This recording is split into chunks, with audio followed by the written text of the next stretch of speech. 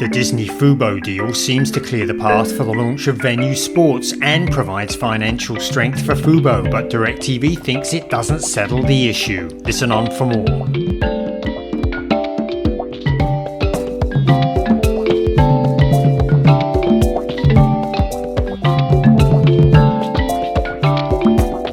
Welcome to this week's edition of Inside the Stream. This is Will Richmond from Video News, and that was Colin Dixon there from End Screen Media at the top. Colin, how you doing? I'm doing good. I hope everybody that's listening has, if they've been at CES in Vegas, have recovered. That's been in the news a lot this week, and I know I've been talking about what's been going on with smart TVs, and not a lot at the conference about smart TVs. But if you've been at CES, hopefully you had a not too stressful time. And of course, the big news this week, in addition to CES, was the Disney-Fubo deal. And as you mentioned there at the beginning, we're going to get into talking about that a little bit. But before we do, a couple of news items this week. You're leading us off. Tubi reported a new active user number. They did, and this was actually a little bit unexpected. Usually they don't talk about this sort of thing until they do their quarterly returns, but we got a couple of looks at data early in the year. And basically what this is, Tubi's owner Fox said that the FAST service has had a pretty good year. They said it reached 97 million monthly active users, which is a 24% increase from 2023 when they finished 2023 with 78 million. So that's pretty darn good progress. I mean, basically increasing by 25% is pretty strong growth during the year. And they also saw pretty strong growth in streaming hours. Well, you would expect that, right? They increased streaming hours to 10 billion from 8.5 billion. That's 10 billion in the whole of 2024, 10 billion hours. And that's up from 8.5 billion hours in 2023. So sounds like really great performance, Will. But I have to point out that the increase in the streaming hours was less than the increase in the number of active users. So that increased, active users increased 24%, and streaming hours increased 18%. So what that means is that though they're getting more people, the average person is watching less. And I ran the calculation, and it strikes me that they're watching about 5% less. So this is actually, so it's great, it's great that they're building streaming hours. That's how they get paid, right? People watching ads. But as you love to say, trees don't grow to the sky forever. What happens when monthly active users level off, which they're going to inevitably, and they will need to keep growing, and the only way you can keep growing is by growing that experience, the engagement numbers will, and they're going in the wrong direction right now. So a little bit concerned. And it looks like, by the way, that it's not just Tubi. I was looking at some data from TiVo, which shows that the amount of time people are devoting to FAST services has actually been decreasing a little bit. So they've been allocating a little bit less time to FAST services over the last couple of years. So I don't know, it's good numbers for Tubi, but little bit concerned about the long-term health of the business as long as that's going on. Yeah, and for good reason, as you pointed out, trees don't grow to the sky. And one way of adding revenue, of course, would be to load up more ads, but that diminishes the user experience. So we're not sure if we want to see that happen either. But your point about FAST, we've talked before, there are a lot of FAST channels out there to choose from, so it probably seems inevitable at some level that engagement per channel is probably going to decline. Yeah, I think you're right there. And I mean, Tubi is one of my favorite services. I'll be honest with you, Will. It's where I go first when I want to watch some casual viewing. In fact, I'd rather go there than Prime Video. the ad load on Tubi is lower than Prime Video, and it's a pretty good experience. But, going forward, they've got to get people watching more stuff. They've got this massive library, 270, I think they said they have 270,000 episodes and movies available on the service. They need to be doing a better job in connecting people with other content that they would like to watch, I think. So, yeah, some work in progress there for Tubi, but at the moment, at least, it looks like they're continuing to grow active users, which is good for them. Yep, absolutely. And continuing the theme around ad-supported streaming, Hub released their semi-annual TV advertising fact versus fiction survey. And I guess really no surprise here, Colin, but they found yet another increase in the percentage of consumers who would rather take an ad-supported streaming tier if they're able to save some money in doing so. So 3 years ago, 58% of people said that they would prefer to take an ad-supported service. That's now up to 66% of people saying that they would prefer to take an ad-supported service. Again, if that would save them $4 to $5 per month, if that option were available. So just that's sort of just a top line piece of data from the Hub report. That kind of syncs up with, I think, data that we heard Jonathan Carson from Antenna share with us last month about how the majority of growth in the streaming market has been by ad-supported services. So there's been a big sense of adoption by consumers of these ad tiers, and it seems from the Hub data that they're inclined to continue moving in that direction if they can save a few dollars. And in some cases, it's more than a few dollars. We know that with Netflix, the difference between ad-supported and the lowest ad-free tier, I think, is now like $8 or $9, isn't it? Yeah, it's $8.50. Yeah. So that difference is even more meaningful. The Hub data also, a couple other data points. 2/3 also have responded saying that they find ad breaks during live TV more tolerable than during on-demand viewing. A big tie to that was related to sports, the idea that it's kind of part of the experience that viewers have come to expect. And some other data, a bunch of other things. Maybe I'll turn it to you if there was anything that jumped at it for you out of the Hub data.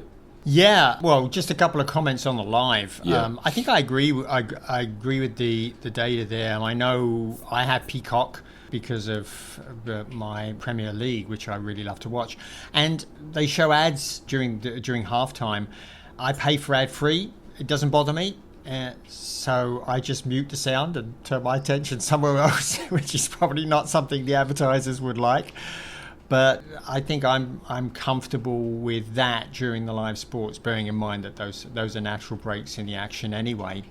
So I think that's certainly something that I would agree with in that data, that the ads are less intrusive in the live content. And yeah, as you say, there was a ton of great data in this Hub data. Maybe we should have John Geigengat come and join us again and walk us through some of this. They also talked about a couple of things which I'm pretty interested. They said that interactive link to product and pause screen ads ranked lowest in keeping viewers engaged, which is a real surprise to me because they're supposed to do exactly the reverse, right? They're supposed to really get people engaged, but maybe that's because as yet they're not well targeted. If they were well targeted, they would probably do much better, I think. But apart from that, if you can get your hands on this Hub data, you should definitely take a look at it. It's full of very, very interesting data on ads in streaming. Yeah, and also worth mentioning that Disney announced this week 157 million monthly average users for ad-supported tiers that it offers. just another data point here supporting the growth in ad Yeah, supported streaming. and that's kind of hard. I was kind of struggling a little bit to pass that data, Will, because there was a note in how they actually calculated that, and it seems like they're applying some sort of co-viewing multiple to that to account for multiple people in front of the TV. This is very common, but users should be aware whenever they're hearing monthly active users or active users, be very careful, because there is not an accepted definition in the industry for that. And what you could be looking at could be vastly different between providers. So Disney say they're applying a co-viewing multiple. They don't say what it is. It could be 1.2 or 1.4. That means they're increasing the number of active users by 20 or 30%, something like that. No guarantee that Tubi is doing that. They don't say at all. I know that Paramount with Pluto TV, they don't apply a co-viewing multiple. So just be very careful with those active user numbers when you're setting your strategy. Absolutely. And point well taken. And speaking of Disney, as we mentioned at the top, we wanted to talk about the Disney-Fubo deal, which I think caught all of us by surprise earlier this week. You wrote about it, so your top-line views, Colin. Yeah, well, just to sort of give a top line of what was going on there. So Fubo basically sued Disney, Fox, and Warner Brothers Discovery over the introduction of this service called Venu Sports, which is basically pulling together all of the channels that those providers have that carry sports. They're putting them all together in a single service called Venu Sports, which is going to be available. Well, it was supposed to already be available, but now with this settlement will be available probably quite soon. Fubo made the point, which I thought was very solid, that they were using content which they would not allow Fubo to bundle in that way to compete with Fubo. So Fubo was at a disadvantage, and it was looking pretty promising. Fubo had already got an injunction for the introduction of the service because they said it would damage their business materially. They got a lot of vocal support from the industry, particularly from DirecTV, who was very keen to see this go forward, because obviously it would damage their business as well. Well, all of that apparently now is off the table, because what has happened is that there has been a settlement, and it's a little bit confusing. I think both you and I are a little bit confused about exactly how this will work. But what has happened broadly is this: that there is going to be a new company. The company is going to continue to have Fubo's name.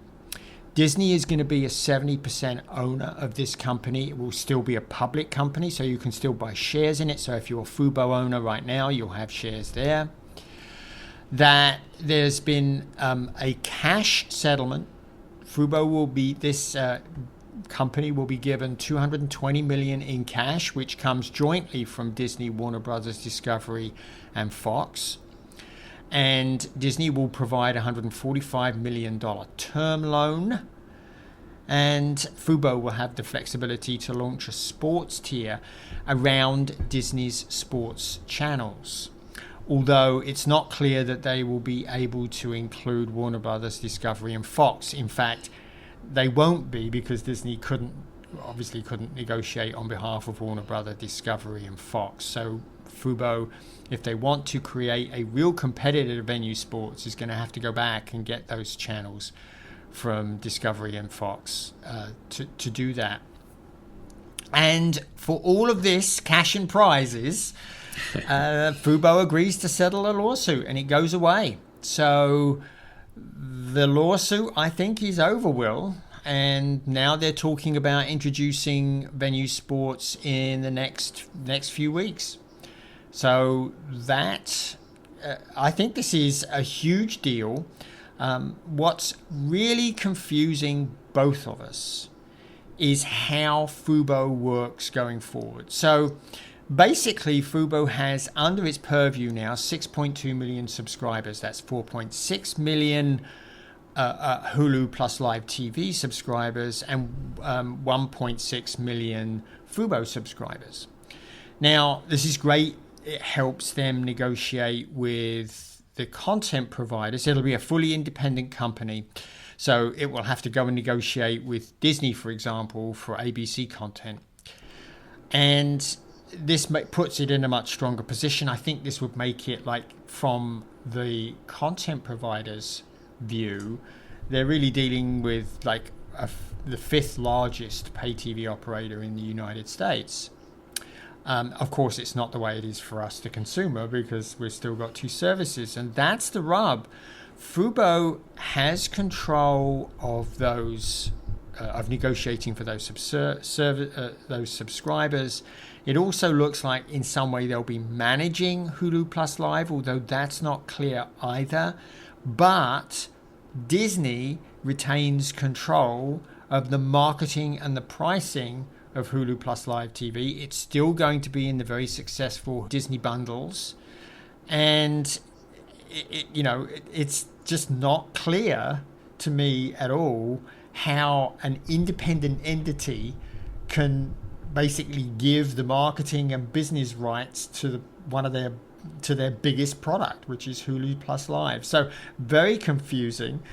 What's your take? What do you think is going on here? Yeah, well, I mean, first of all, I think that the main goal here was to address the injunction that Fubo got on Venu Sports. I think that was job number one. Disney, Fox, and Warner Brothers, they want to be able to launch Venu. It's a high-profile initiative for them. It was stymied as a result of the injunction. So I think job number one was to figure out how to get that lifted, and that's what they've done. So that's a win, I think, for those three companies, because now it appears anyway, unless another lawsuit pops up, it appears, as you said, that Venu would be on the runway to be launched. Now, whether Venu is a attractive product at $43 a month without the NBA games that TNT previously had is a whole nother question. But at least they're free to launch it. That I think was the main thing. From Fubo's standpoint, it seems like it's kind of a win also. They got a whole bunch of money. They got some flexibility to launch a sports tier. As you said, they still need to negotiate the rights separately. I wouldn't be surprised if they got those rights. If the Disney deal isn't something of a template for Fubo getting deals with the other two companies. So I think they'll probably be able to do that. And also importantly, Fubo, as part of this deal, effectively becomes part of the Disney family, right? I mean, they're now 70% owned by Disney. So, Disney has a lot of different brands in the streaming space now.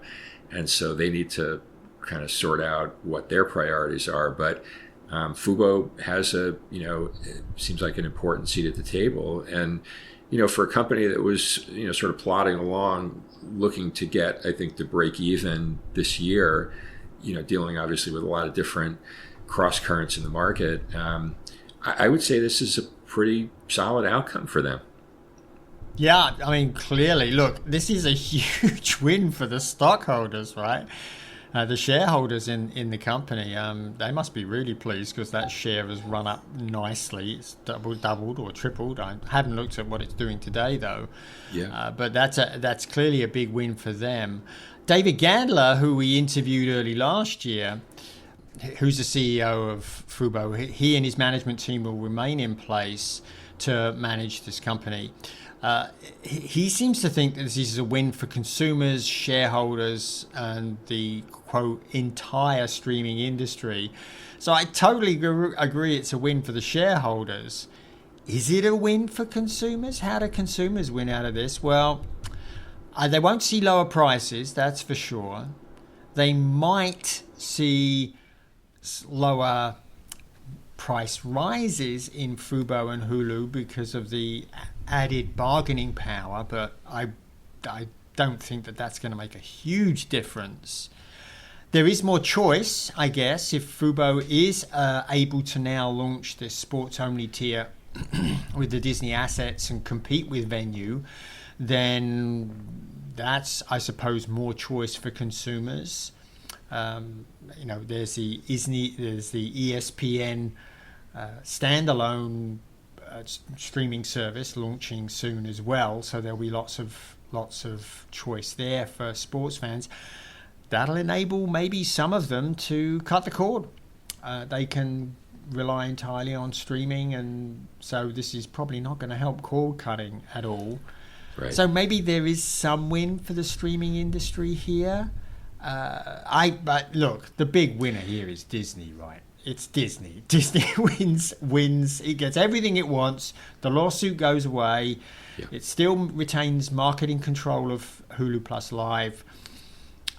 It doesn't have to now manage the day-to-day details of Hulu Plus Live, which is probably a big distraction and not something that's core to their total business going forward.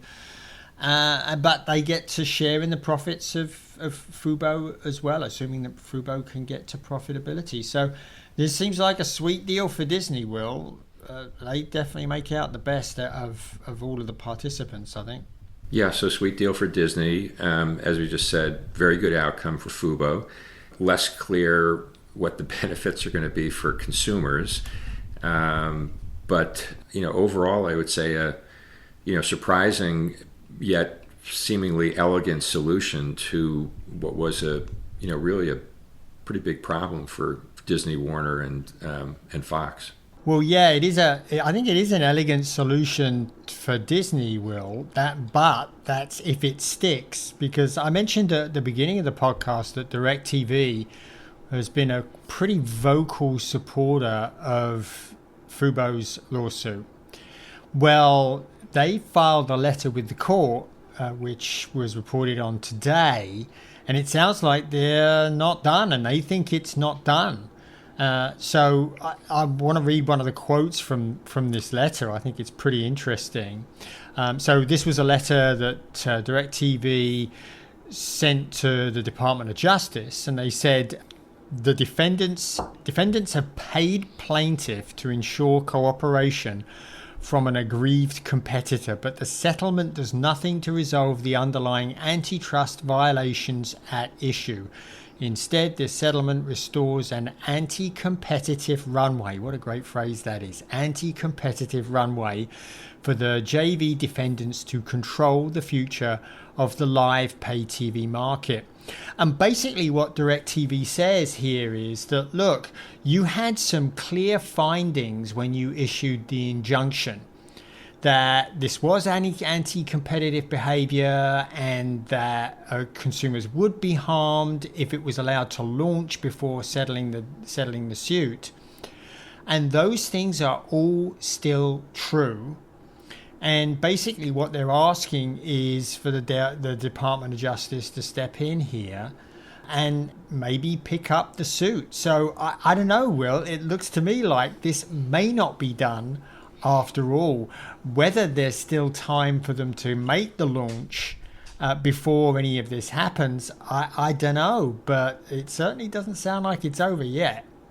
Yeah, another twist in this whole case. And I think the quote was kind of on point that while Fubo, its concerns have been addressed with this deal, there are still other companies, as you're saying, like DirecTV, that still have issues. And then there's the concerns, and then there still is the underlying anti-competitive issue here of the JV. So I don't know. I mean, I'm not a lawyer. I don't know how to handicap something like this, but it obviously would be an expensive undertaking if they were to start a new action. And I suppose then there's some question also, like, we're changing administrations in the next couple of weeks also. What impact might that have on any sort of, input from the Department of Justice? So I don't know. I'm not sure how to handicap this one. Yeah, me neither. I mean, one thing that is, I think, pretty much guaranteed, Will, is that this injunction has gone away because the injunction was issued for Fubo as part of Fubo's suit. So since that suit has been settled, I guess the injunction goes away. But this definitely is something that it's not cured the findings that got the injunction approved.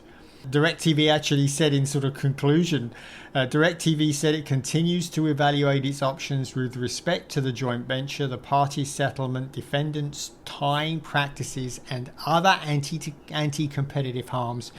And it joins EchoStar in requesting that the court reject any effort by defendants to vacate any prior rulings or findings in this case. And boy, I just don't understand. I mean, I would have thought the suit goes away, the injunction goes away because it was issued to them, but it certainly sounds like DirecTV and EchoStar, and of course EchoStar is interested here because it owns Dish and Dish owns Sling. So it certainly doesn't sound like they think this is over, but your point about trying to get something out of the Department of Justice, boy, that picture could change a lot after January 15th, couldn't it? Yeah, I don't know, but certainly feels like a story worth keeping an eye on, and a lot of interested parties here in how this whole thing shakes out. So. It sure is. So what do we got here? We got a deal where we really don't understand how Fubo is going to manage this and how it's going to work, and it's not even clear now if the issue has gone away for the JV. So what a glorious mess it is going to be for us to continue to track. Yeah, well, hopefully we've added a little bit of clarity to all this, or at least asked some questions for our listeners to ponder. But I don't know if you had any other comments, Colin, or should we wrap it at that? I think we should probably wrap this week, Will. Okay, great. Well, to be continued for sure. And thanks. Great chat as always. And thanks everyone for listening in on this week's Inside the Stream. And we will see you all again next week.